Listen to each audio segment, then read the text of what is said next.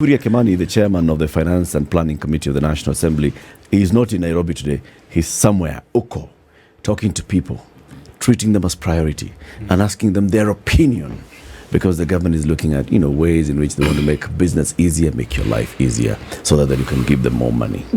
Okay. There are 6 bills right now under consideration by the National Assembly. It's considering the Public Finance Amendment, Management Amendment Bill, number 3 and number 4, the Public Procurement and Disposal Amendment Bill, Business Laws Amendment Bill, Tax Procedures Amendment Bill, and Tax Laws Amendment Bill. All of them is just about what? More money. Oh, sorry. Priority. Getting them. It's the government getting its priorities right. It needs money. Okay? Yeah. And we have decided let's have this conversation about how do we actually understand. Did we know that there were 6 bills?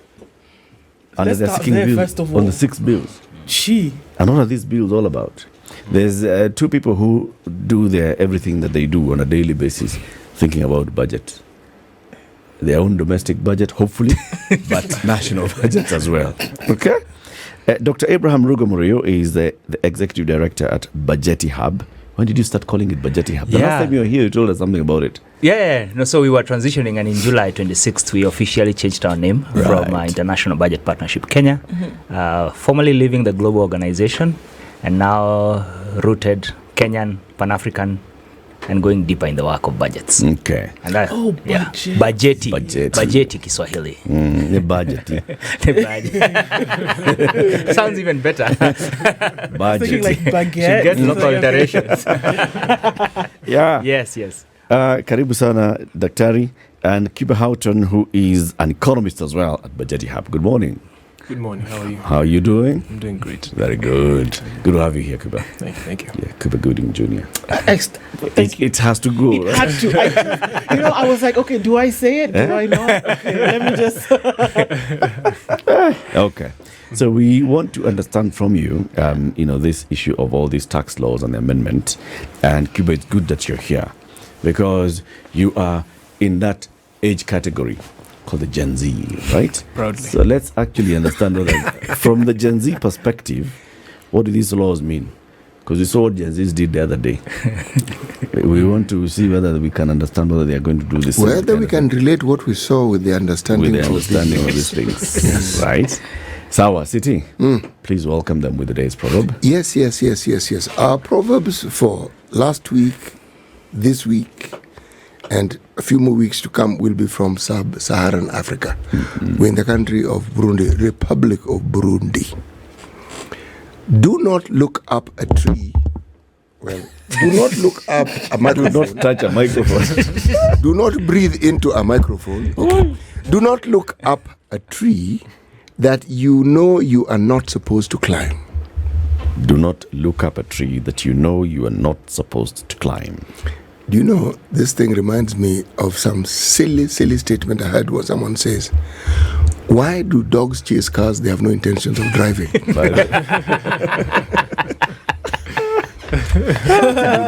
It's the thrill.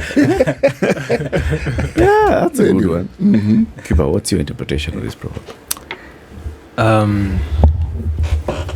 I think it's 2 parts. One is probably it's a lesson on temptation, which is don't look at perhaps things that you can't access, or maybe things that aren't good for you or not accessible.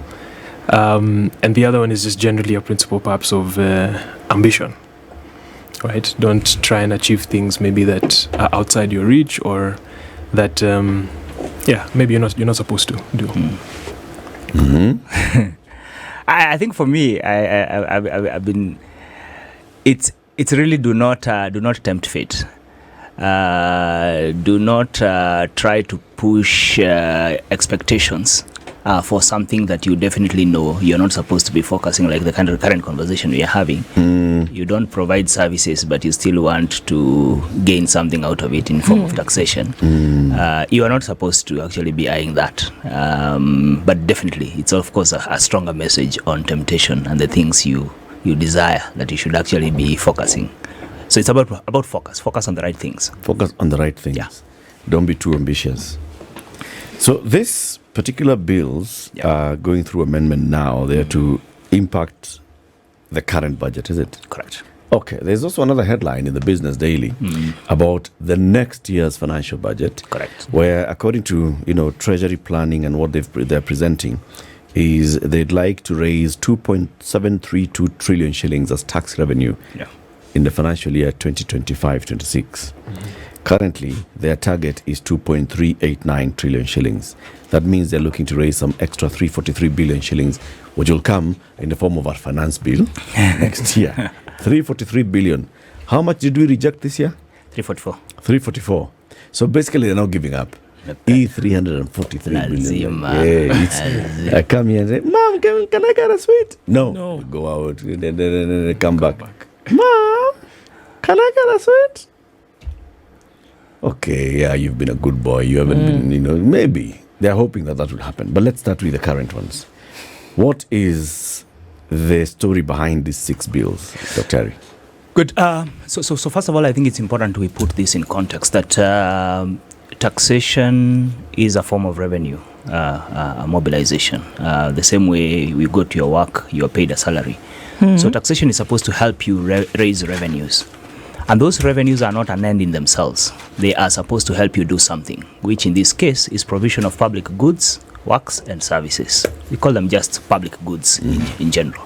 What are these public goods? Education for children, healthcare, agriculture services, trade regulation and negotiations, and everything that you do too. So tax is supposed, but the tax also has another interesting perspective, because tax is also supposed to help you regulate the business environment. Through taxation, you give concessions. Basically, it's also. But we'll have. So when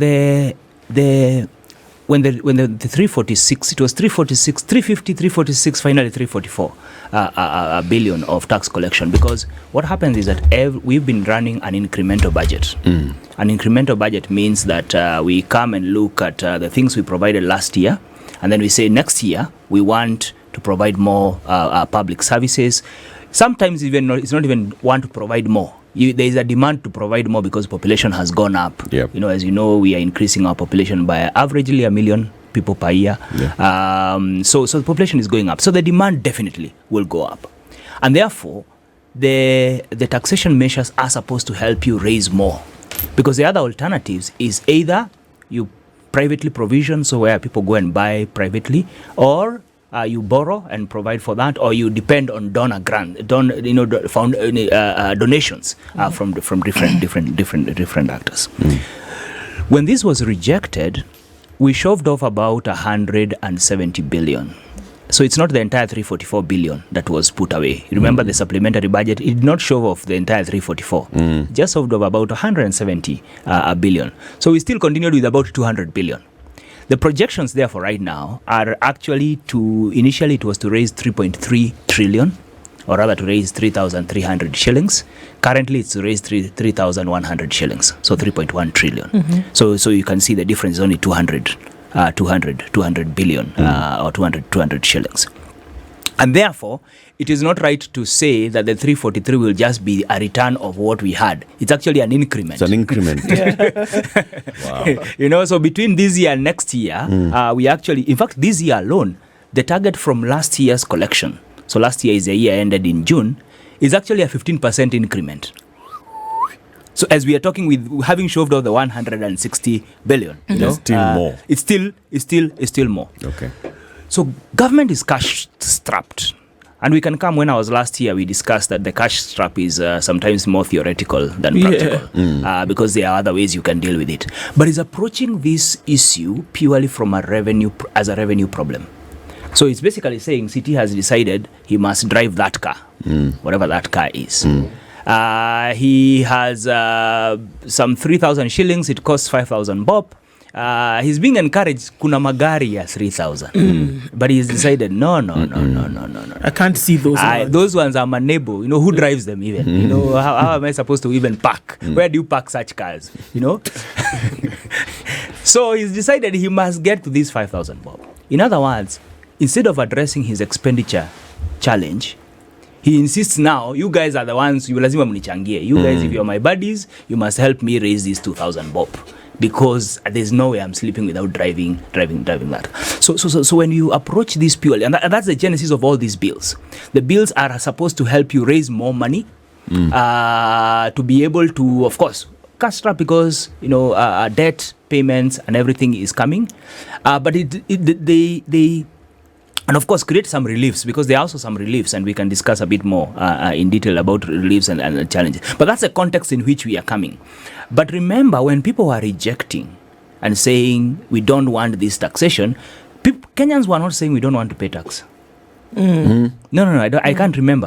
At least I was very deeply involved, including you guys running my heart up here. They were not saying they don't want to pay taxes, but they are saying, where is our money going? Sure. Show us a return on the I almost said return on investment. Because it's true, it's an investment. Only that it's a cost one. It's by law. So show us where the money is going, but also show us the prudence with which you are adjusting your own expenditure. Yes. So you read the reports, they all say, rationalizing, fiscal consolidation, all those are big words to simply say we need to spend more prudently. So you see now Treasury saying we are going to actually pursue measures that are going to help us spend better. Yes. So that's the context within which these laws are coming, and without addressing the basic question of is service delivery being improved. But then let me provide one more context. These laws are also coming at a time when two things are happening. One, incomes for Kenyans have not improved. If anything, because of inflation, have gone down. More people are losing jobs because of the business environment. But two, you have also introduced other extra tax measures. You have the levy, the housing levy, and SHA, which combined have already shoved up about 4.2%. 2.75% plus 1.2 is about 4.25% of salaries. So, and then you want to introduce, and remember, all these taxes are interconnected. For example, if you are proposing to charge taxation, of course, on companies that do business here, that's a good thing.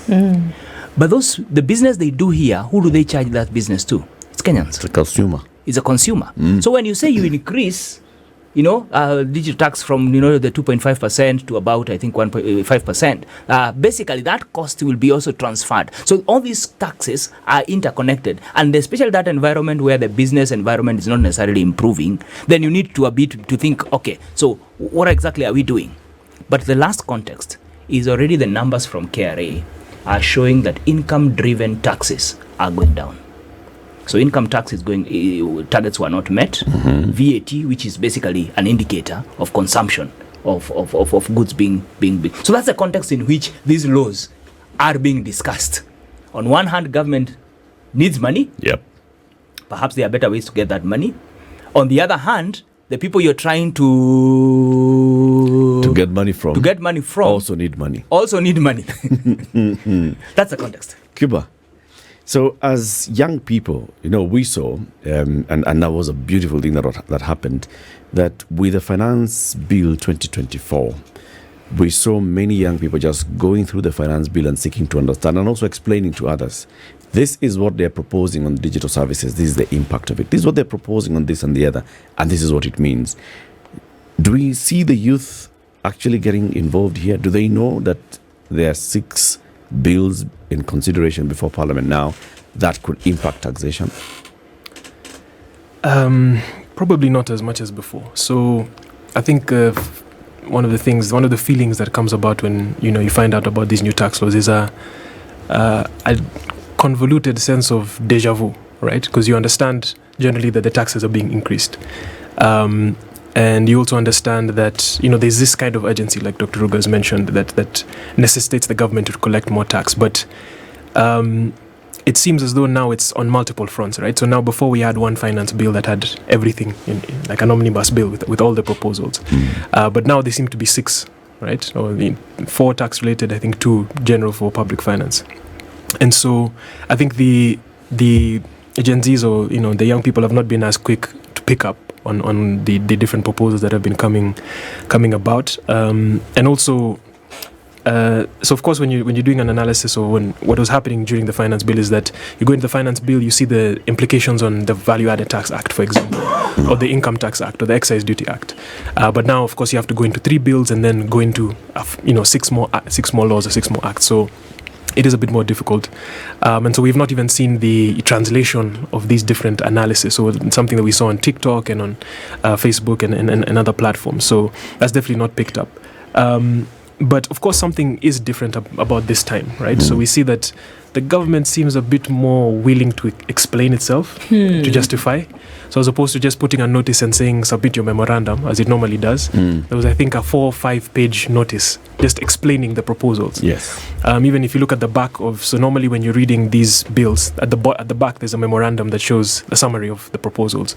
So normally it's not that long, but if you look at these bills, it's actually a lot longer. So there seems to be a more willingness to explain. Also a lot more public participation opportunities. So we saw some around, the impeachment of the deputy president. We saw some around the public participation bill. We're seeing some around now the sector hearings, and of course the new tax laws as well. So there seems to be a different stance from government, which is a bit confusing, especially now when you look into some of the proposals and you see a lot of it is familiar from previous times.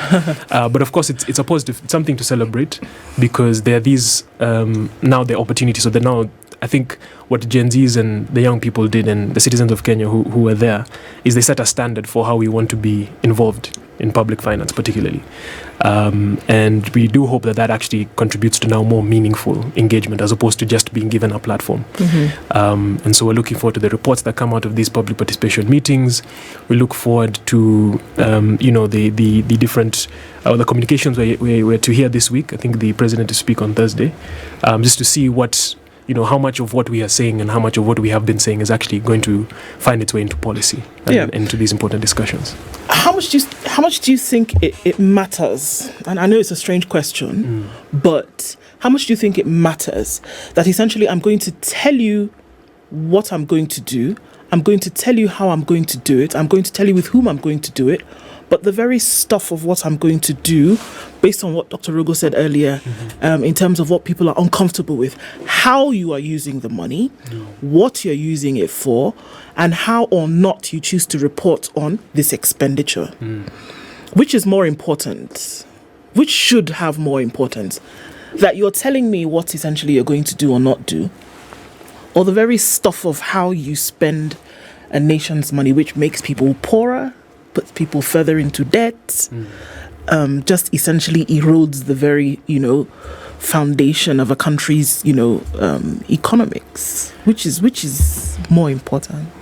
It's an excellent question, because if you look at the design of Kenya's public finance, or the budget cycle, you could say, there's a lot of opportunity for involvement in the formulation part. So what you're saying is what we are going to do, right? What we plan to do, the projects we plan to have, where we plan to collect tax from, etc. But if you look at the budget implementation side, so we've passed the budget, we said we are going to put X amount to Linda Mama, we're going to put X amount to vaccinations, etc. There's very little opportunity for public participation, if any, right? So that actually calls upon citizens to, seek that information, request that information where it's not available. So in terms of the design, it seems like a lot of emphasis has been placed on what we will do, what we say we are going to do, but very little has been placed on the actual implementation. So what actually happens in practice? And I think that's definitely one of the places, areas of reform that we've not seen much conversation about. So for example, during the financial year when the government introduces a new budget, or budget revisions, you could say the supplementary budgets. Historically, there's not been much public participation around that, right? So the budget is alive, it's active, and money is being spent. And now there becomes a conversation on these are some of the things that were unforeseen, and these are some of the things now we need to change in the budget. There's not much conversation around that. And so what happens is that you can end up invalidating 9 months of formulation of public participation. So in terms of how it should, I think both conversations are equally important, because it's important that you have a say in how we think that things should be done, and then when things are being done, that we also have a say in whether we think our standards are being met. Right. So definitely both important. Right. It's interesting, Dr. Rugo, because also just in just looking at these 6 bills, these 6 finance bills, essentially, as they are. You can't call them 6 finance bills. Okay. 6 baby bills. Okay. Baby finance bills. Baby finance bills. Babies grow up. If they're fed, they will grow up. Yes. Right? Yeah. So it's interesting because there are 2 articles today. Number 1, Bajeti, the CS, says cut grafts to end borrowing.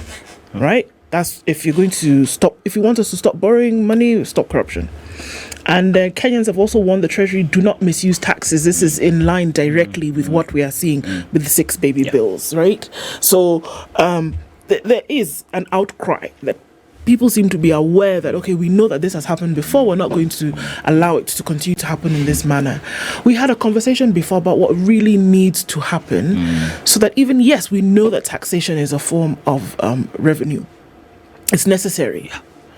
But is there a way to use it responsibly and to show the people that actually the taxes that we collect, you will know that if we collect taxes and it's supposed to develop something, we will see a road, we will see 16,000 classrooms, we will see a robust health, we will see SHA operating because we've put the money there, we will see things that were supposed to happen. So people will back off and say, okay, well, you know, that's okay, you collected this money, we can see how it's benefiting us.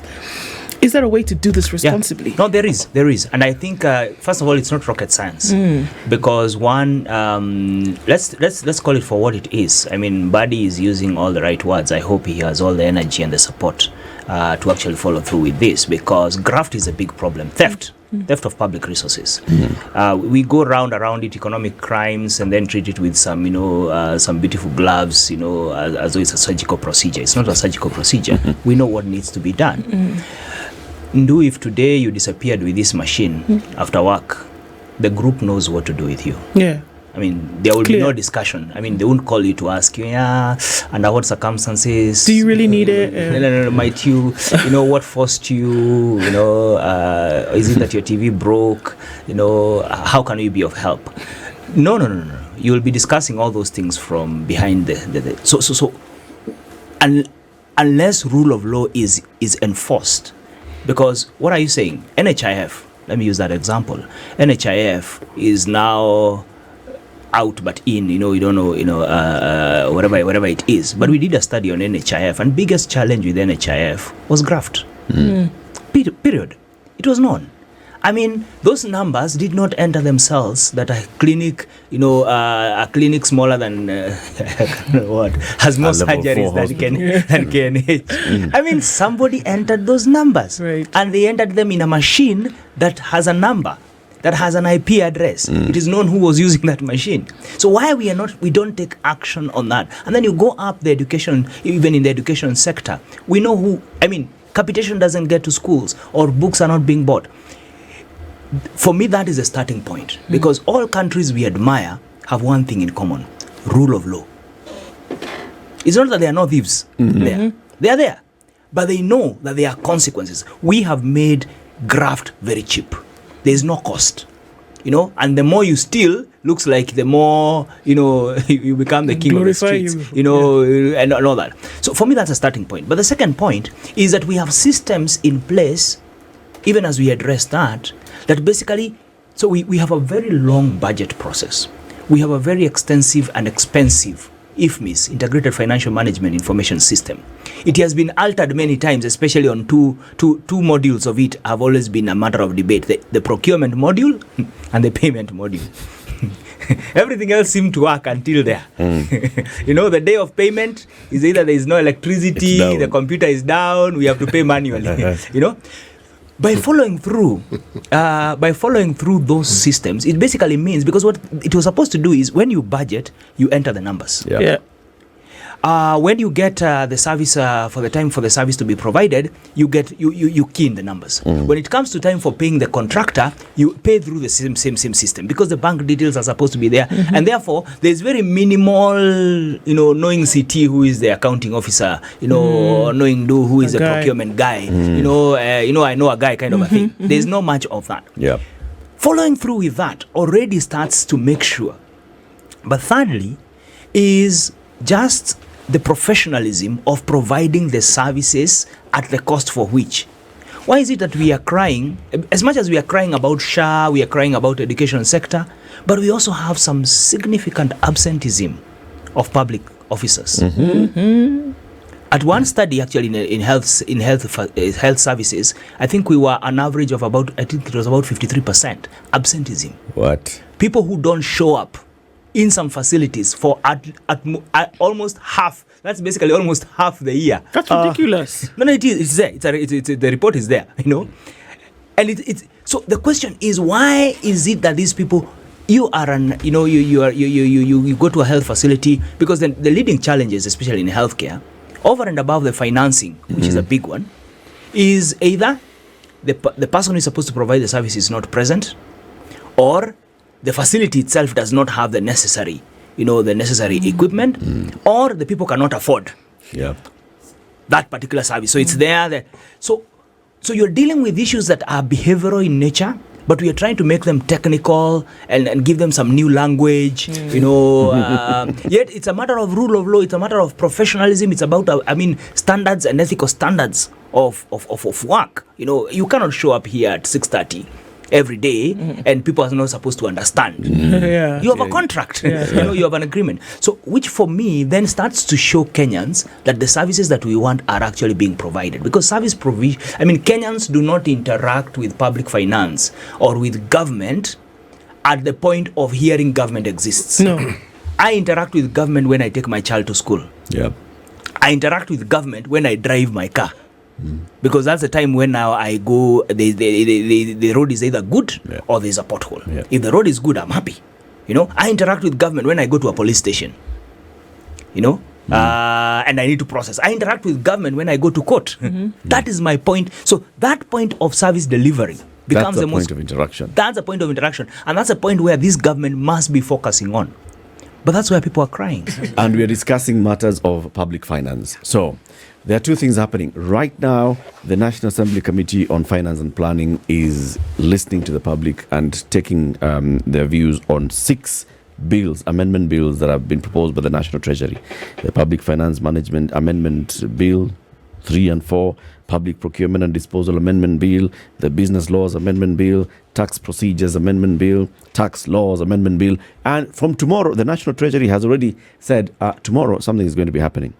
The national government will be conducting public hearings on its proposed financial year 2025-2026 and medium-term budget at the KICC from the 20th to the 22nd of November, starting at 8:30 a.m. daily. This is now where the National Treasury is coming to say this is what we want to do with next year's budget. Okay? So the budget process is actually ongoing. Are we all aware about this? Especially the majority population in this country, the youth, 35 and below. Are you aware that all these things are happening? So budget for next year, conversations going on. National Treasury says tomorrow, kujani KICC tuzungumze watu wa mataifa yote come to KICC tomorrow. And then currently the National Assembly is planning on Committee on Planning and Finance and Planning is in 6 counties. Today and tomorrow they are expected to be hearing to hold 4 sessions in Mombasa, Siaya, Taita Taveta and Kericho counties today and tomorrow. All right? So only 6 counties. And now that's already a big issue. Why 6? Why 6 counties?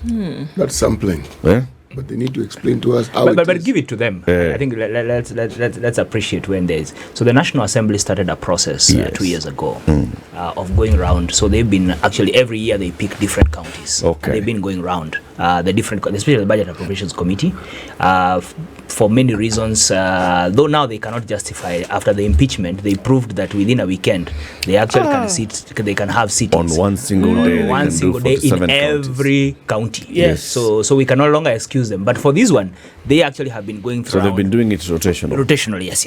So they've been going to different counties, which is a good start. But also they need to be encouraged that in a day like today of technology, you actually can have a national conversation. That's the point. Yes. I mean, we all do it. That's the point. Abraham, you are being really a nice, kind, probably Christian Kenyan, and you are looking for a reason to justify and say, okay, let's accept that this is what they can do.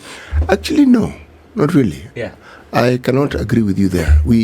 I am not going to give them credit for something that is done in the manner that they're doing it. They know full well that what they're doing is to give us the impression that something is actually being done, and yet when you look at the results, you ask, okay, what exactly have they done?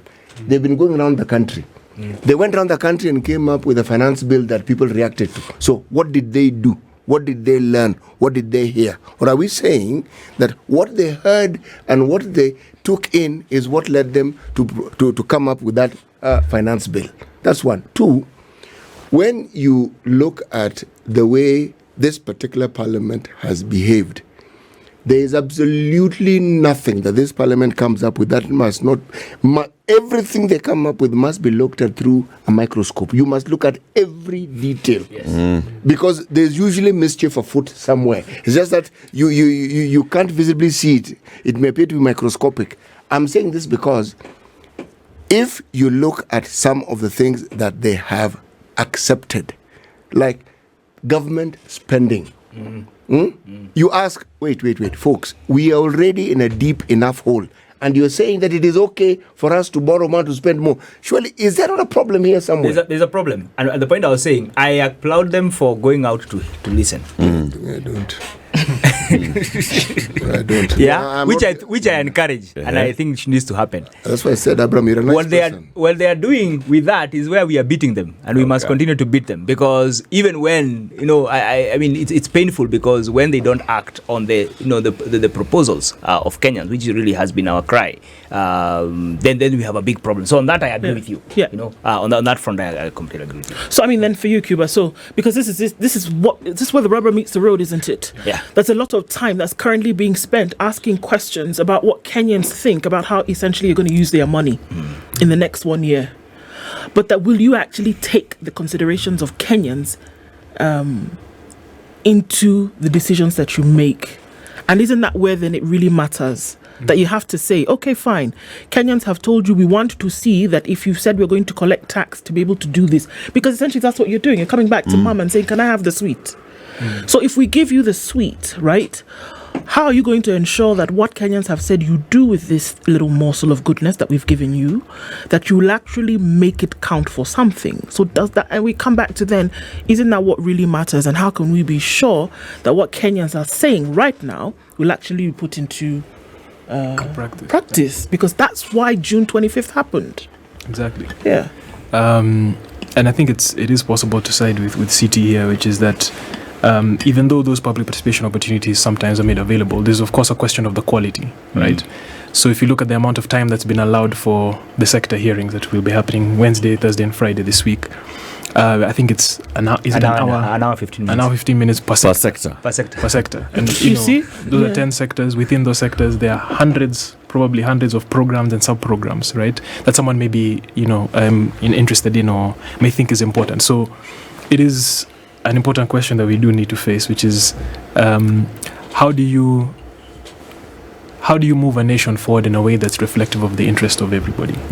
And even though it's not reflective of the interest of anybody or of everybody, how do you do it in a way that at least you capture the aspirations and views of at least the majority, right, or the Gen Zs in some representing? So how is it that you make sure that their views are actually captured, and that it's also a thing of how you feel, right? So when you go to a public participation or you see that notice, do you feel like your input is valued, right? So if you go to a public participation, I don't know, in Isiolo, and it's on a Friday, and it's hot, right? You've all been put in a social hall, and you're being told, here's a 300-page document, we need your inputs, right? Or even worse, you're being told, in your ward, we are giving you 5 projects worth 5 billion, right? Just decide what you want. And then you're given 30 minutes and you're supposed to now present your views, and then you're told after that, we need to go and depending on the culture, you need to go and pray, or we need to go have lunch or whatever it is, right? So then how do you feel after coming out of that? Like, do you feel like your government is actually listening to you, right? So like Dr. Rugo is mentioning, there is the way you interact with government at that point of accessing the service, but there's also the way that you interact with government in terms of having your voice heard, right? And it can't just happen every 5 years when we vote. It has to be a continuous process. Just be continuous. Yeah. How would you do it if you were to do it, Cuba? Well, I believe that communication starts from the listener, right? When you're communicating someone, you don't consider what you want to say first. You consider what the other person would like to hear, how they would like to hear it. So, for example, in the perspective of the Gen Zs, I mean, perhaps if we had younger civil servants, that would help. But more of, how do you find these different parts of the population where they are, right? So the suggestion Dr. Rugo made around leveraging digital technology, right? Because talking about roughly 16% of the population, that's relatively digital natives, right? So people who are actually generally found online. So are there initiatives that we can make or take to actually leverage that? There's also some guidance that would be useful in terms of the standards for public participation that are set for civil servants and for public institutions. And of course, there's some reforms already going around with the public participation bill. We have the revision of the public participation guidelines at the subnational level, at the county level, which is supposed to provide that guidance, right? Because at the end of the day, it's that accounting officer or that CEC that's sitting at the county level who decides how that forum goes, right? Yeah. So are they standards within the law? Are there guidelines for what are the best options?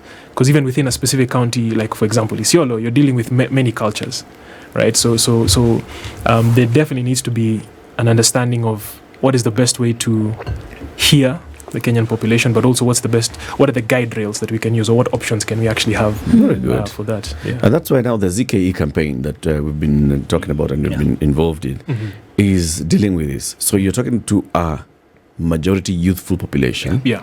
Many of them, like you've said, are digital native. So how do you reach out to them? Now, the ZKE campaign has been saying, all right, so let's see if we can actually have these conversations happening among the youth. Last week, we were talking about the proposed bill by the Attorney General on public participation and what is it that people want to hear. And many of them were saying, all right, so this bill, okay, is it addressing the needs of Kenyan people in wanting to engage with their government, in wanting to tell the government, this is what we want, this is how we'd like it done, right? Or is it just ticking a box? It's the same thing you're saying now with these finance laws. These finance law amendment bills and the budget making process, the hearings that start tomorrow at KICC, and giving them 1 hour. Is there any other way you could have done this to make sure that a majority of the people can actually participate and engage without necessarily having to come and queue at KICC and spend an entire afternoon waiting for their 1 hour slot so they can come and maybe present, maybe hand over a document, maybe, are there other ways in which you could engage? And this is...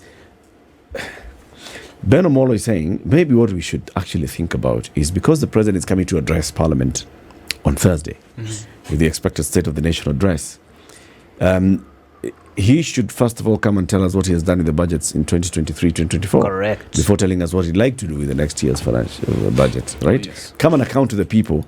This is what we've done with a 3+ trillion shilling budget for 2 years since I became president. 6 trillion shillings you've given me. This is the value for it. And then we move forward from there and say, and now we are currently in the process of making the next year's financial budget, and we expect this to happen. Of course, we know what he's going to come and tell us. The cabinet memo from last week has painted the picture. Things have improved. The country has stabilized. We are good. Yeah, I mean, for me, actually, I was going to say that one of the starting points, which I think will be very, very critical, is that any public participation, and we are pushing for this, has to start with what have you done from the previous budget. Yeah, and we are insisting that all reports, anytime we have a public participation forum, they need to start by saying last year, this is the amount we have been allocated. And even when, for instance, you are doing a budget, you're having conversations in November, you've already implemented 4 months. You've been at it July, August, September, October. You have something to report. The first quarter report actually should be out, the implementation report. You should be able to say, for the first half of the year, these are the things we've been able to do. And as you do that, even when the president comes to give the State of the Nation address, we need to have actually the right of reply. We need to be able to say, but on the ground, this and this and this and this. This is our state of the nation. This is our state of the nation. This is our experience. So, of course, the president has a challenge between the two statements that were released on the same day, the cabinet memo and the bishop's memo. They are two different countries, that were painted there. Clearly. And have continued to be. Because this is where he's split between being head of government, cabinet, and head of state, those two. Precisely. But this economy is being experienced by all of us. So it's critical that conversation being experienced differently. I agree it's being experienced differently, but by majority it is being experienced not in the most favorable and desirable way. So that starting with and then Cuba has rightly said, put the information in a way that is consumable, but that information should be information that is encouraging me to be an active participant in society, want to pay my taxes, but also, why are we asking questions to people who cannot answer? This is what I mean. Why are you saying people need to pay tax, yet they have no income? I mean, is that even a fair conversation? But does that not tell you that the people who are saying it are completely out of touch with the citizenry and the country that they live in? Yet, what we should be having a bigger conversation, and we had this discussion. Part of these laws all coming in, part of our position has been, why don't you face these discussions? Say, we are going to work to create employment for so many, then we will raise taxes by so much. Yep.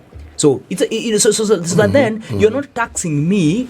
Actually you start now taxing me, not collecting tax from me. No, you put it well. Yeah. You put it very well. So that because if I don't have an income, then basically what you are doing is that now you have burdened the social tax, the black tax as we call it, of people with a regular income has just gone up. Yeah. Because first you are already collecting more from them. Two, we all run another 3-4 families. It's a fact. As long as you have a paycheck, as long as doesn't you're matter Kenyan. how much it costs.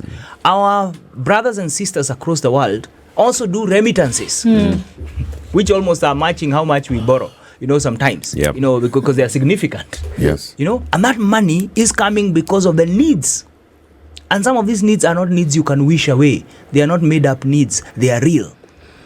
So for me, you have to balance employment, and that has to be the focus. That has to be the conversation. How do we make the business environment more conducive? Because right now, the burden of compliance, the burden of payment has become so much that it's no longer lucrative to do business here. And you see it by number of companies that are opting to move. In the last 10 years, just how many companies have moved their operations from Kenya. Yeah. When they should have, and then now we are starting to to compete with people who we shouldn't quite be competing. I was very surprised when I heard, for instance, Boeing set up in Addis Ababa. Nairobi has much more to offer. And yet here we are. But isn't that the consciousness that we speak about? So if I can ask, that's the consciousness that we speak about.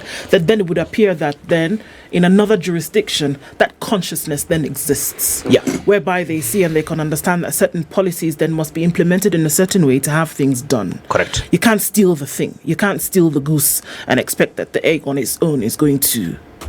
Yeah. But you bring in the subject of accountability. This is it. Yeah. For me, you can have as many numbers. These people will not. You see, they will go their merry way because they are accustomed to this impunity, and they expect that so long as they give the indication that they're taking a few boxes, we'll be content. Exactly. The accountability factor has to be constant. It has to be constant. Yeah. So this is my problem. Yeah. That we can have the reams and reams of paper policy and all of that, which everybody knows what you should do. The financial experts, the economists, the accountants, everybody who's holed up in treasury or anywhere else knows what is supposed to happen. They practice this on a daily basis. We know the stuff. But for me, it's another level of consciousness then that must be applied if we're going to see any of these things come to fruition. How do we do that? I think that becomes, how do we do that? How do we not steal the thing? How do we not be irresponsible economically? How do we actually have development of an economy in your foresight? How? Rule of law? Yeah, I mean, and that is not something you can wait upon the goodness of my heart. Yeah. Yeah, the hearts of many, as a good book will tell us, are desperately wicked. Yes. And scheming of evil. So it has to be enforced by the ruler. There must be a cost. There are two things that must happen. There must be a cost for wrongdoing, and there must be a reward. A reward for right. Because doing the today right we thing. don't seem to be celebrating public officials who do well. But for me, I think it's a conversation that needs to continue happening. Let's plug in your conference. Yes. Right. And that part of that is that as Bajeti Hub, one of the signature engagements that we are starting is a public finance conference. We've not had one in this country, which basically brings together, players from all quarters, treasury, counties, private sector, civil society actors, and we're going to be having one this end of this week on 21st and 22nd. Interestingly, it actually coincides with the sector hearings. That was not the initial plan, but there we are, and we are going basically to be participating in both processes. The idea is to come and say, guys, we've moved our country up to where we are, but we can do more. Let's come together and have a conversation that perhaps is a bit more neutral, where we can look at problems for what they are and think solutions, think a difference, because we owe it to ourselves to build this country. That's because no one else can build it for us. Absolutely. Dr. Abraham Rugo Muriu, Executive Director at Bajeti Hub, Cuba Houghton Jr. An economist, a Gen Z economist. This is the Situation Room, the only way to start your